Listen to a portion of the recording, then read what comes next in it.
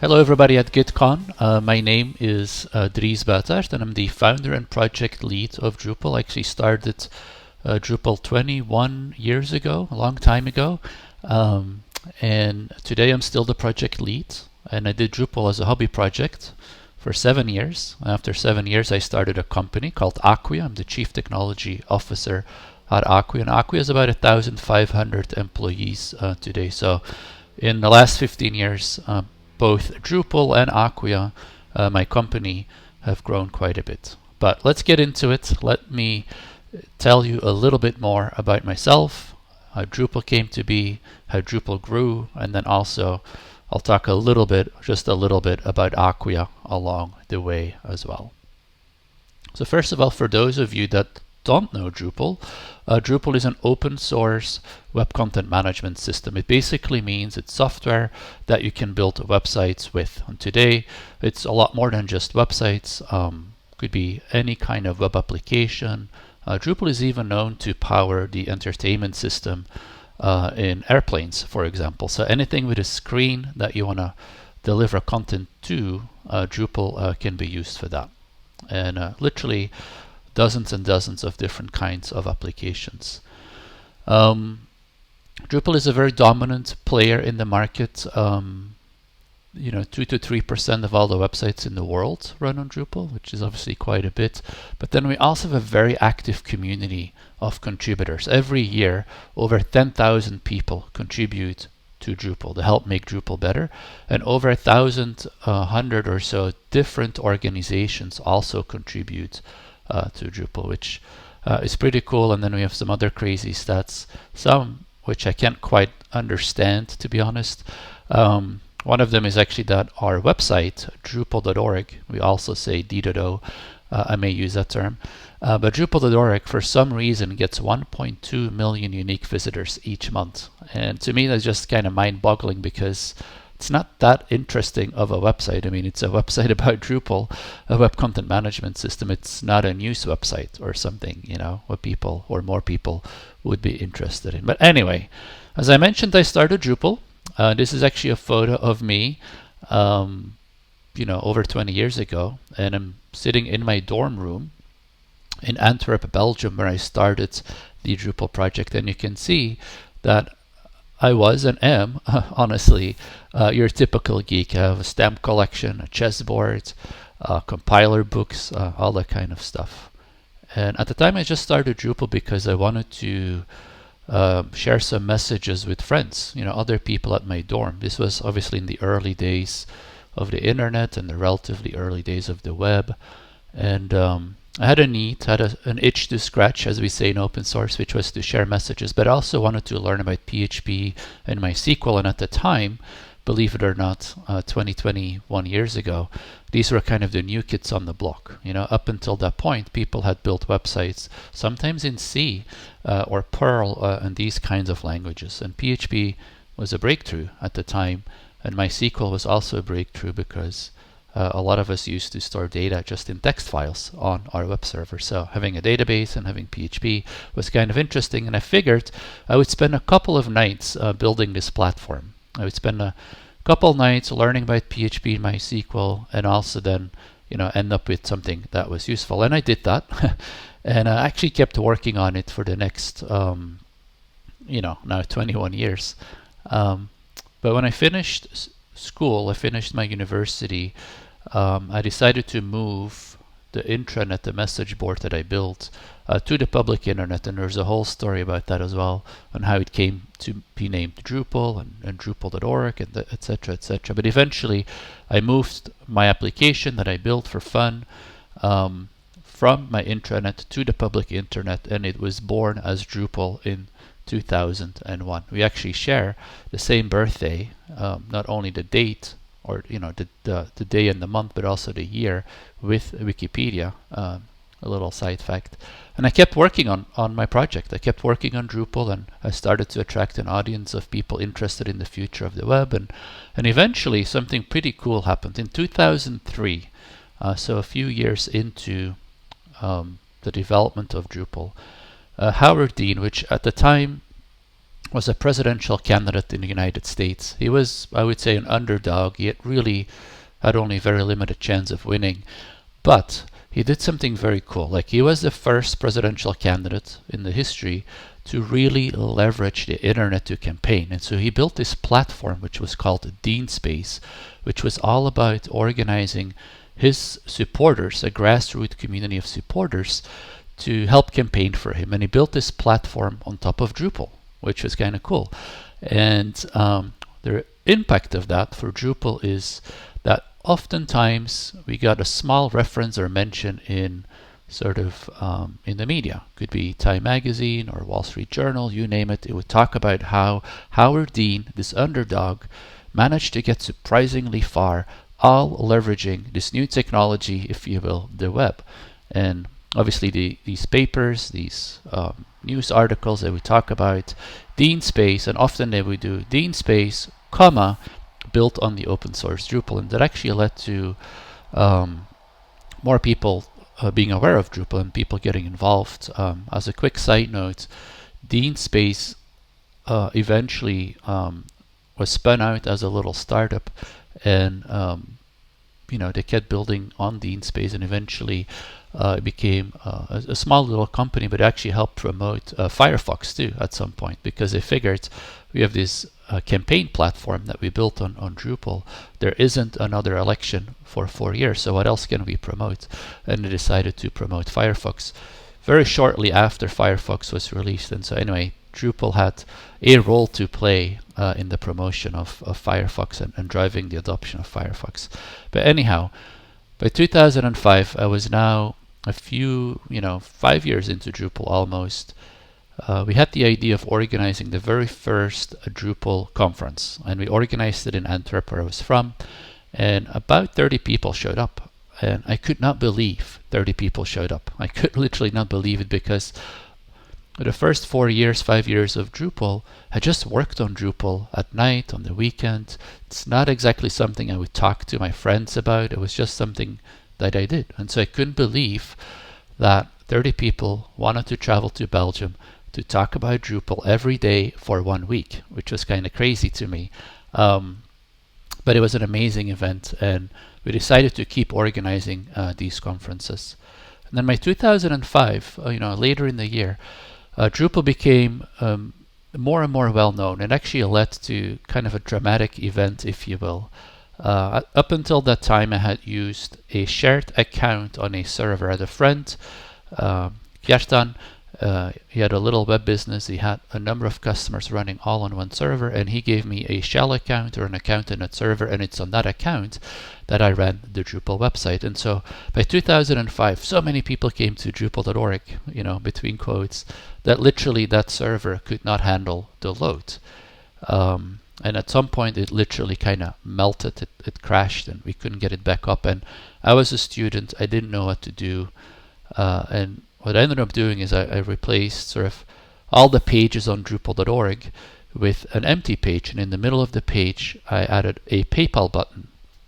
And below the PayPal button was a little bit of text, maybe a few sentences, and it said something like, servers are down, we need about $4,000 to buy a new server, and then we'll be back. Please, donate. And $4,000 was a lot of money. And we figured, let's get a really beefy server so we can grow with it. And then something amazing happened. Within 24 hours, people had contributed $10,000. And it really freaked me out, because I never had $10,000 in my life. And so I changed the password, my PayPal password, to be like, this long.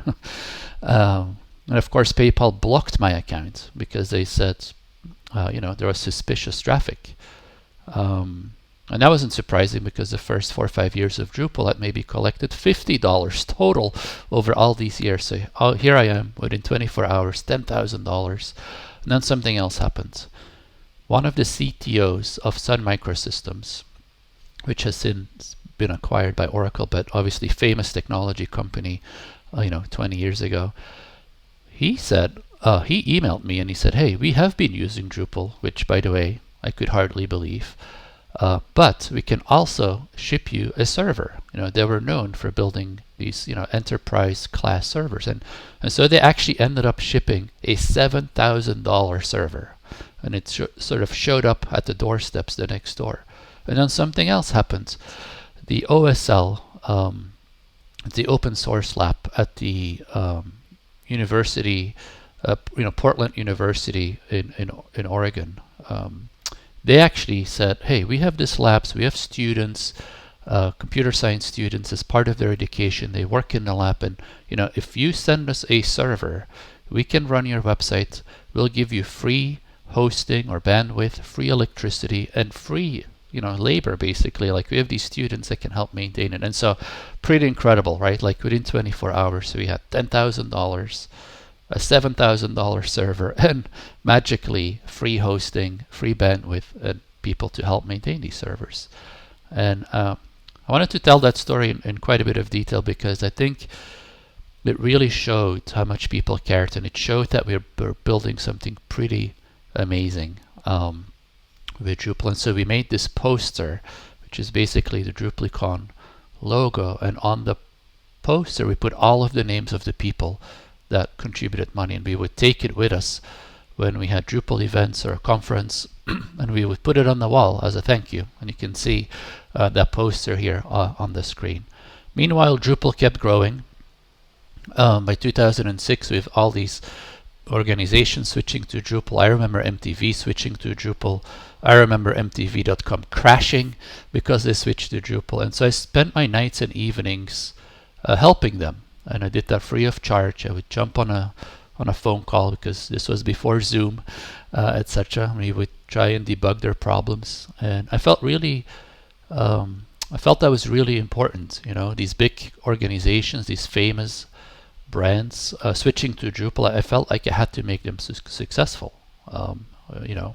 This actually led to me creating Acquia. At the time, I was doing a PhD at the University of Ghent in Belgium, and so I started having this idea of, for Drupal to be successful, it needed a company like Acquia, basically a Red Hat for Linux, like an Acquia for Drupal, kind of the same idea. We provide commercial support, so we launched in 2007. Ended up raising quite a bit of money for Acquia over the years in many different rounds, but ended up raising $180 million, and actually sometimes over Skype. And this was before COVID, long before COVID, when raising money over Skype or Zoom was really unheard of. And then by 2009, something else happened. At the time, Drupal was used by government websites. There was a website, I think it was called recovery.gov, and basically there was a financial crisis of 2008, 2009. President Obama had created an $800 billion stimulus bill, which was crazy large at the time. Again, everything changed with COVID, of course, but the site was pretty cool because they tracked every dollar spent. And so you could go to this site, recovery.gov, and you could see, here's a $10 million project, here's a person in charge, it's delivered on time, on budget, it's accepted by the stakeholders, and every dollar you could kind of see. Like, President Obama brought this, very transparent approach to running the government. And so I get this email from the White House. They invite me to the White House. I'm like, oof, kind of nervous, have to do background checks, all that kind of stuff. And I expected them to talk about recovery.gov because it was a big deal, it was in the news. But a few minutes into the conversation, they start talking about whitehouse.gov and asking me questions like, hey, could Drupal run whitehouse.gov? And this was the first time that the White House used open source, and I said yes. I was very nervous afterwards, but I said yes to it, and they eventually ended up launching on Drupal sort of 6 to 9 months later, pretty fast. And it's been a great success. Throughout the Obama administration, there was 0 issues in terms of scale or security, and it was an incredible testament to Drupal, right? Because it's probably one of the sites with the most hack attempts.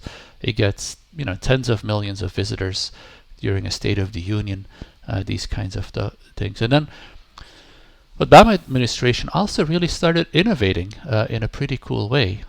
Like they built something like We the People, every American citizen got an account on whitehouse.gov if they wanted, and they could file petitions, they could vote for petitions, and the Obama administration promised that if they reach a certain number of votes or signatures, if you will, his administration would look into it and do something about it. And it actually had a huge success. Like for example, in the U.S., cell phones were always bundled with a plan. Like you couldn't just buy a cell phone. That was one of the petitions.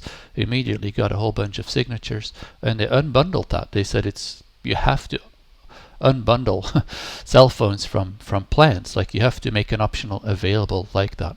And so that was pretty cool. It made a lot of different changes. But of course, the internet wouldn't be the internet, or somebody submitted a pretty funny petition, which was basically to build the Death Star. And it got like a bazillion votes. And of course, the promise that Obama made is that he would respond to everything with more than votes. And actually they did respond, and they said the construction of the Death Star has been estimated to cost more than $850 trillion, I think. We're working hard to reduce the deficit, not to expand it. Also, the administration does not support blowing up planets. And lastly, and this is my favorite, why would we even build it if it can be destroyed by a one-man starship? So that was pretty fun anecdote. But anyway, huge testament to Drupal. Drupal kept growing, Acquia kept growing. I eventually ended up moving to Boston as well. DrupalCons kept growing. By 2011, we had 3,200 people attend DrupalCon in Chicago. And I remember because we held it in this building. It's called the Drupal Tower. And we went to the Chicago Sheraton, and we said, can we take over the whole building? And I forgot what they said, but they said, sure, but it's going to be like, 1.5 million or something. And we said, we'll take it. And so we took over the Sheraton building. We called it the Drupal Tower. It was pretty special. I remember when you checked into the conference, you got a little bag, and in the bag we had put Drupal pajamas for everyone. And so you could literally walk into the lobby of the hotel at 5 a.m. in the morning, and you would find dozens and dozens of people working on Drupal in their pajamas. And so I think it's a sign for sort of the passionate and global community that the Drupal project has. In 2016, lots and lots of organizations adopted Drupal, from NBC Sports to the NASDAQ. You can actually see the CIO of NASDAQ give a presentation, and as part of the presentation, he took over the billboard on Times Square in New York. So they put up the Drupal logo on the billboard live during his presentation, which was kind of cool. We work with many large organizations from Nestle, Johnson & Johnson, Pfizer. They have thousands of sites with Drupal. And today in the enterprise segment, I think it's about 1 out of 8 websites run on Drupal. And so that's a little bit the story of Drupal. I wanted to leave you with 3 quick lessons. There's a lot of things I could share, a lot of lessons learned, but I wanted to give you a few lessons as it relates to open source, because I imagine a lot of you are open source developers and open source contributors, right? The first lesson for me is there aren't usually overnight success. Sometimes people will say like, wow, how did Drupal get so big so quick? And in reality is it took a long time. And I've developed this belief that everything worth doing, everything that is going to be noticed, every brand that's going to be recognized, it takes at least 10 years.